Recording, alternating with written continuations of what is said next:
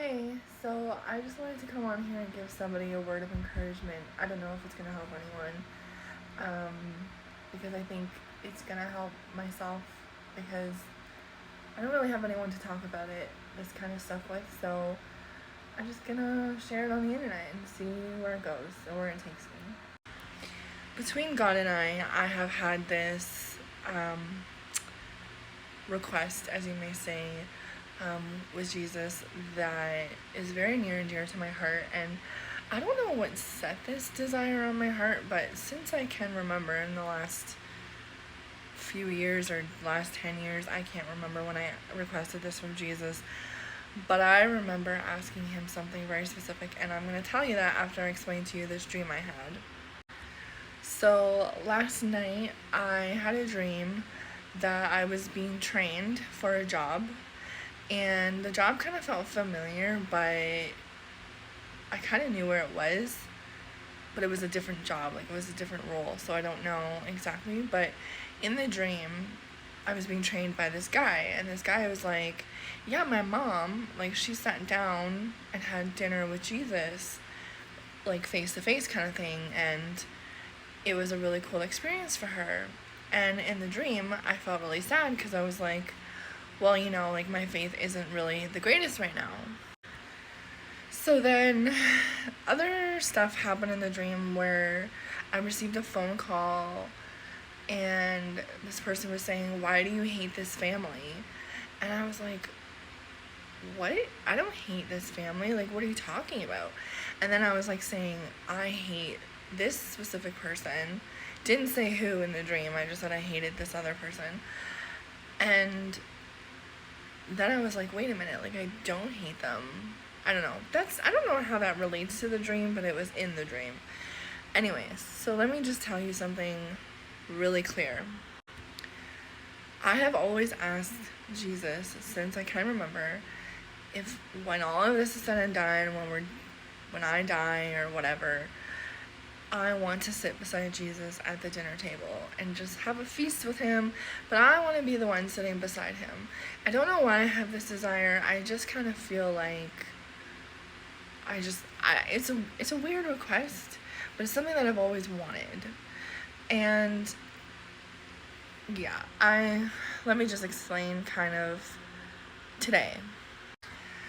So today I got a job offer. Well, maybe, you never know. I'm applying to jobs.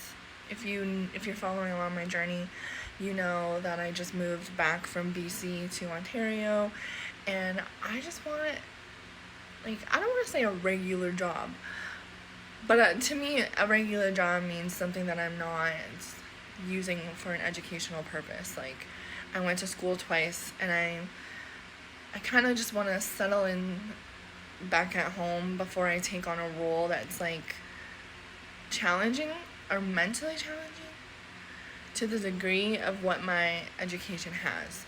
Not saying that regular jobs are challenging, not at all. I'm just saying I just want a job that's kind of mindless, seamless, I don't know.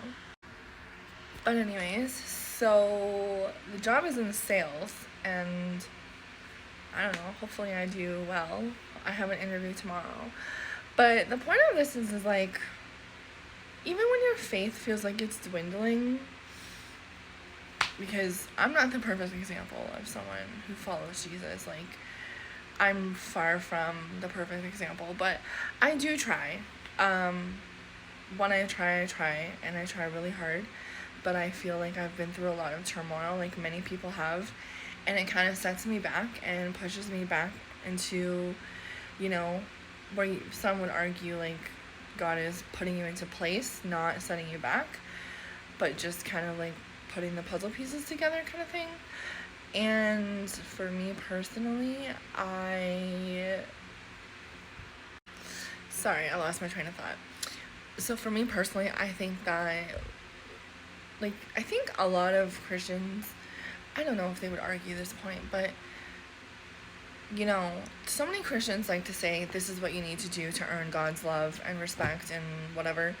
I don't want to say respect, but earn your place into heaven. I just want to remind you to be humble and remember that God doesn't let go of his children. He really doesn't. He will always be there for you. And a lot of Christians will say, well, if you're not being obedient or doing the walk, like walking the walk, like, yes, I know doing those things are not, it's only hindering your relationship with God. But I encourage you to know that even though you're in your shadows and your valleys, just keep in mind that he'll bring you to your attention. He'll bring it to your attention and he'll remind you, like, I'm still here, because that's kind of how I feel. And I kind of feel like a lot of things are happening in my personal life where I kind of feel like maybe I am a different person now, or maybe I'm just exhausted from being the person I always am. And relationships are changing and I'm growing, and all of the things are happening. But if you made it this far in this video, I appreciate you. Let me know.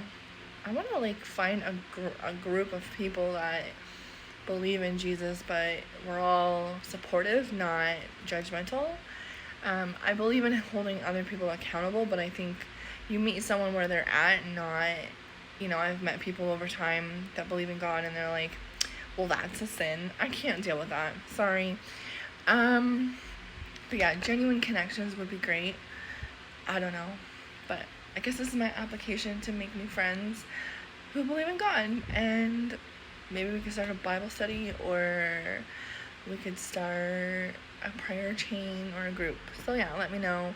And yeah, thanks for watching. Bye.